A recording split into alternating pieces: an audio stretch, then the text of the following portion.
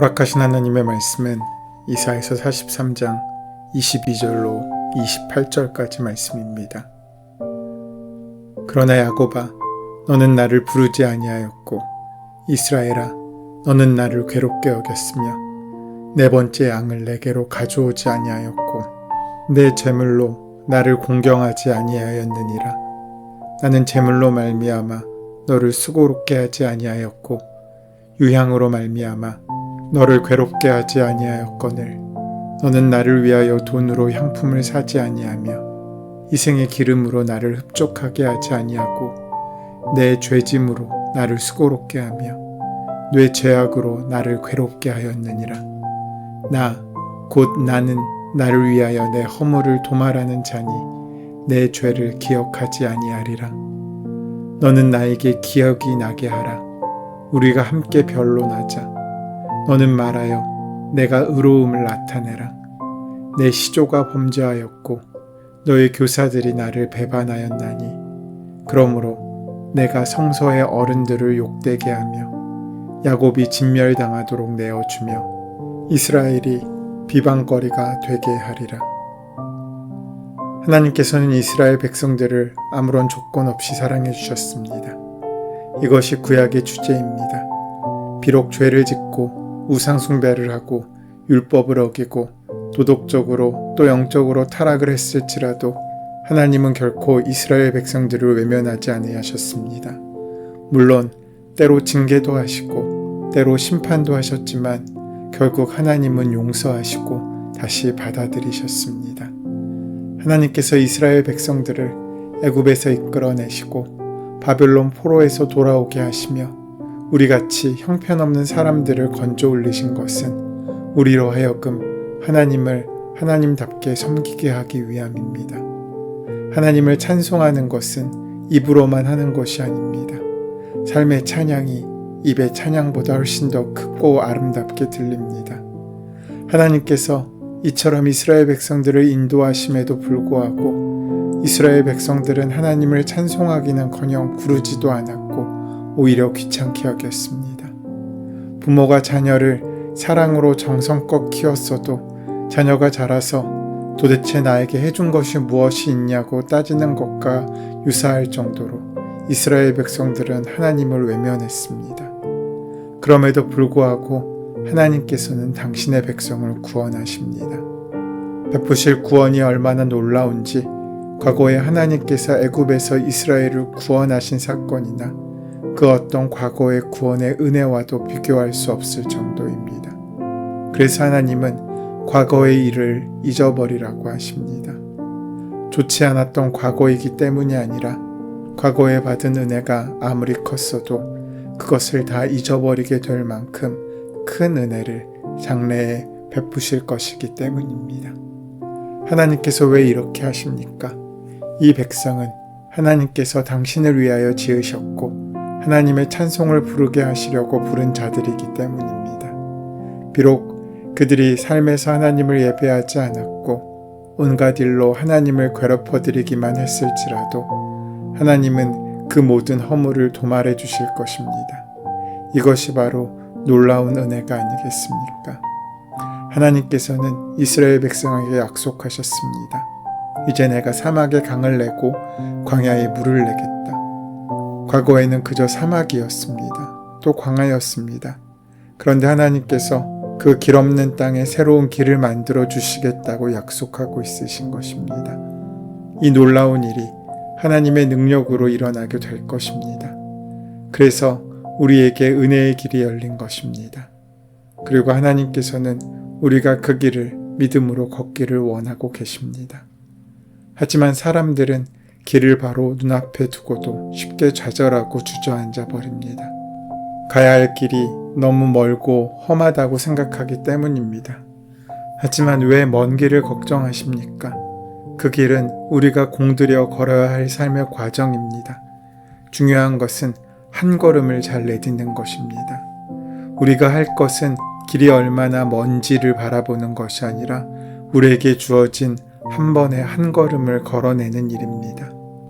혹시 가야 할 길이 너무 아득해 먼 것 같아 낙심하고 계십니까?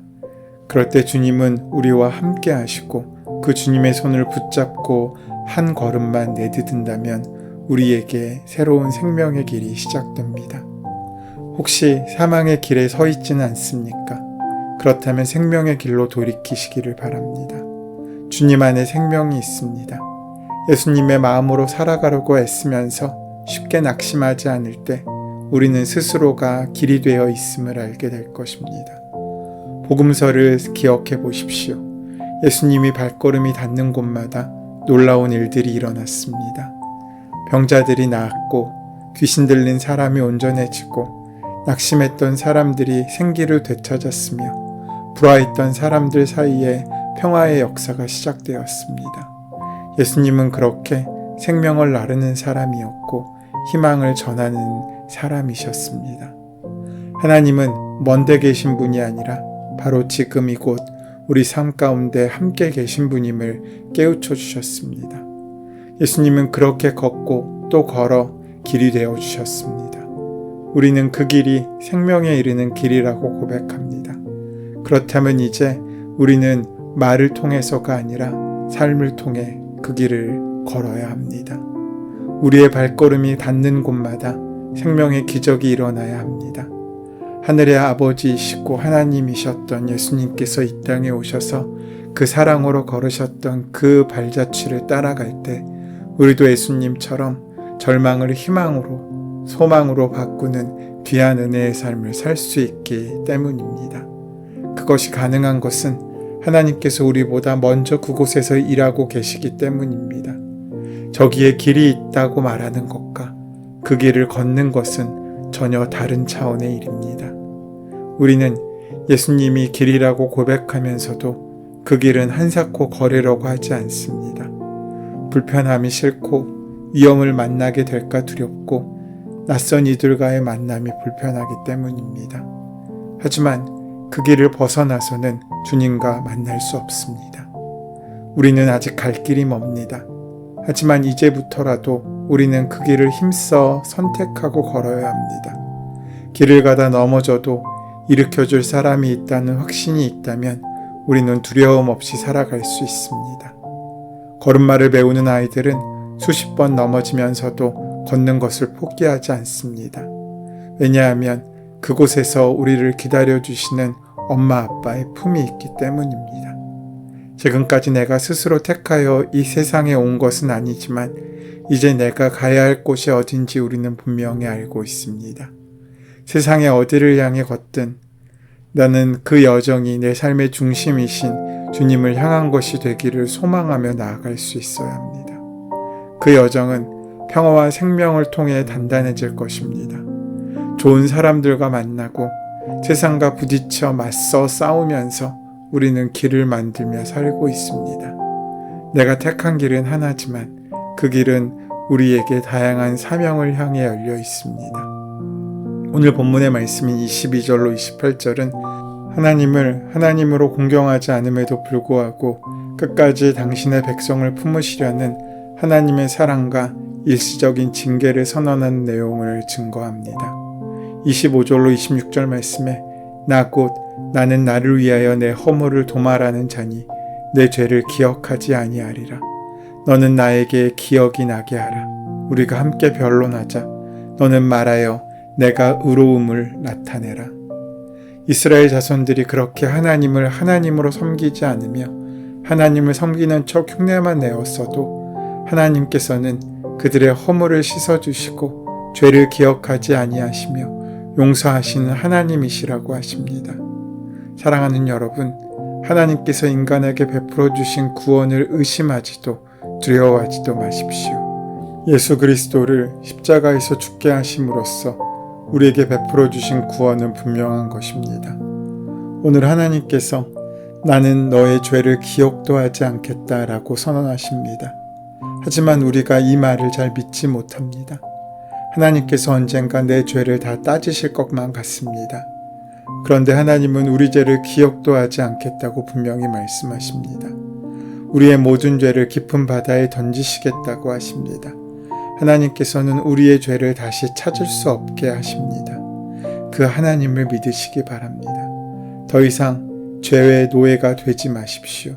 죄의 짐을 지지 마십시오. 죄와의 관계를 끊으십시오. 사단의 속삭임을 듣지 마십시오. 죄의식과 죄책감 가운데 벗어나시기 바랍니다. 이 죄의식과 죄책감이 우리를 소망이 아닌 절망의 자리로 이끌어갑니다. 그러하기에 분연히 일어나 담대히 벗어날 수 있어야 합니다. 사랑하는 여러분, 하나님께 그런 용서를 받은 사람의 특징은 남을 정죄하지 않는다는 것입니다. 누군가 남을 계속해서 비판하고 정죄한다면 그 사람에게 정죄받을 것이 있다는 뜻입니다. 하나님께 용서의 선언을 듣지 못한 사람은 계속해서 남을 비판하고 의심하며 공격합니다. 저는 우리가 일평생 살면서 남을 비판하고 공격하는 자리에 있지 않기를 바랍니다. 그런 삶을 산다면 우리는 불행해질 수밖에 없습니다. 우리가 하나님으로부터 용서의 선언을 완벽히 받았다면 나부터 시작하여서 다른 사람도 정죄하지 않는 삶을 사시게 되기를 바랍니다. 특히 나를 용서할 수 있어야 합니다. 완벽주의자들은 자기 자신을 못 살게 굽니다. 자기도 용서하지 못하고 계속 괴롭힙니다. 다른 사람도 괴롭히게 하지 말고 여러분 자신도 괴롭히지 않는 삶을 살 수 있어야 진정한 자유를 누릴 수 있고 용서의 축복을 누릴 수 있습니다. 그러기 위해서 우리는 하나님의 용서의 선언을 들을 수 있어야 합니다. 하나님의 사랑과 긍휼과 은혜의 뿌리에는 하나님의 용서가 있습니다. 용서 없는 사랑은 없습니다. 용서 없는 은혜도 없습니다. 용서 없는 긍휼도 없습니다. 가장 중요한 것은 용서입니다. 그러므로 저는 여러분들이 여러분 자신을 용서할 수 있기를 소원합니다. 하나님께서 우리를 용서하셨기 때문입니다. 그리고 이제 우리의 이웃을 용서하는 삶을 살 수 있어야 합니다. 용서하지 못하고 분노하는 것은 하나님께로부터 오는 것이 아닙니다. 어떤 이유로든지 사랑하지 못하고 미워하는 것은 사단으로부터 오는 것입니다. 남을 비판하고 정죄하는 것은 성령님의 뜻이 아닙니다. 하나님께서는 우리가 죄에 대하여 변명하지 못하도록 분명히 말씀하십니다. 26절에 너는 나로 기억이 나게 하고 서로 변론하자. 너는 내 일을 말하여 의를 나타내라. 하나님께서 내가 무슨 잘못된 실수를 했으면 기억나게 해보라. 내 판단이 잘못되었는지 변론해보자라고 말씀하시는 것입니다. 하나님께서 막상 말하자고 하시면 할 말이 하나도 없습니다. 핑계도 변명도 할 수 없습니다. 하나님께서는 여기서 한 걸음 더 나가십니다. 27절로 28절입니다. 내 시조가 범죄하였고 너의 교사들이 나를 배반하였나니 그러므로 내가 성소의 어른들을 욕되게 하며 야곱이 진멸당하도록 내어주며 이스라엘이 비방거리가 되게 하리라. 여기서 시조는 아브라함을 비롯한 믿음의 조상들을 말합니다. 교사들은 그 당시의 왕, 제사장, 예언자 같이 이스라엘의 지도층을 말합니다. 다시 말하면 결국 믿음의 조상도 왕들도 하나님을 배신했다는 것입니다. 그러나 여러분, 그런 우리를 하나님은 용서하십니다. 우리의 죄를 기억하지 않으십니다. 그러므로 두려워하지 마십시오. 죄책감에 빠져있지 마십시오. 이제 과거의 죄에 얽매이지 않고 미래를 향해 소망으로 말씀을 따라 나아갈 수 있어야 할 것입니다.